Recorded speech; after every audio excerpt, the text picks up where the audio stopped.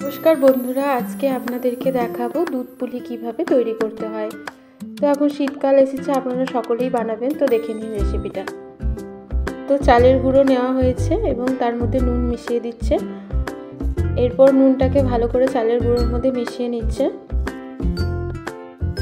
এরপর একদম ফুটন্ত গরম জল তার মধ্যে দেওয়া হচ্ছে, পরিমাণ মতো দেবে, অল্প অল্প করে প্রথমেই।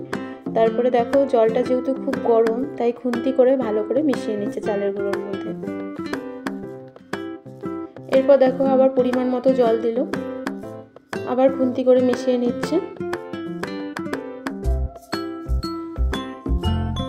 এরপর দেখো এটাকে চালের গুঁড়োটাকে ভালো করে মেখে নেবে। তোমরা রুটি বানানোর সময় যেমন আঠা মাখো, তেমনি করে এটাকে তোমরা মাখবে। তো মাখা মোটামুটি হয়ে এসেছে মায়ের, দেখো দেখতেই পাচ্ছ ডোটা পুরো কমপ্লিটই হয়ে এসছে। এরপর তাহলে দেখো মা পিঠে গড়ে নেবে। তো কিভাবে গড়বে তোমরা দেখে নাও। প্রথমে মা একটুখানি নিয়ে সেটাকে একদম রসগোল্লার মতো গোল করে নিয়েছে। এবার দেখো সেটার ভেতরে চাপ দিয়ে সেটাকে একটু বাটির মতো করে নিচ্ছে। দেখো বাটির মতো গোল করে নিচ্ছে। এবার দেখো পুর দিচ্ছে এর ভেতরে। তো আমরা কিসের পুর দিচ্ছি সেটা তোমাদেরকে দেখাই। এটা চাচির পুর। তোমরা চাইলে চাচির পুরও দিতে পারো, আবার অনেকে নারকেলের পুরও দেয়। তো তোমরা নারকেলের পুরও দিতে পারো, আমরা চাচির পুরই দিচ্ছি।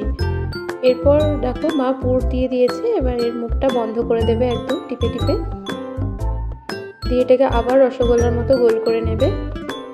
এবার এর একটা সাইডকে এরকম দেখো লম্বা করে নিচ্ছে, আর একটা সাইডকেও এরকম লম্বা করে নিচ্ছে।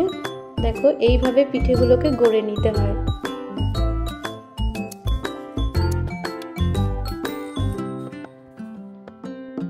তো দেখো আমরা এইভাবেই সমস্ত পিঠে গড়ে নিয়েছি। এরপর আমরা এই পিঠেগুলোকে ভালো করে দুধের মধ্যে সেদ্ধ করব। তো কড়াই বসিয়ে নিয়েছি গ্যাসে।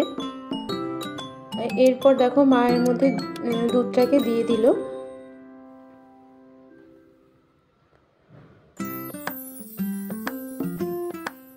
তো এরপর আমরা দুধটাকে ভালো করে জাল দিয়ে নেব, খুব ভালো করে একটু মোটা করে জাল দেব দুধটাকে।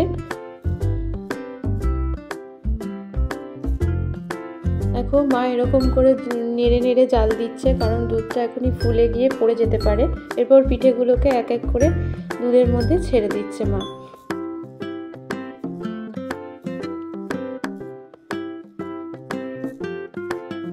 তো সমস্ত পিঠে ছেড়ে দেওয়া হয়ে গেছে।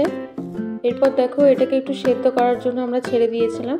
এরপর সেদ্ধ হয়ে যাওয়ার পর আমরা এর মধ্যে দেখো গুড়ের পাটালি, খেজুর গুড়ের পাটালি ভেঙে ভেঙে দিয়ে দিয়েছে মা। দিয়ে পাটালি দিয়ে ভালো করে নেড়ে নিতে হবে পিঠেগুলোকে। দেখো এবার কত সুন্দর একটা কালার চলে এসেছে। তো এরপর এর মধ্যে এলাচ থেতো করে দিয়ে দিল।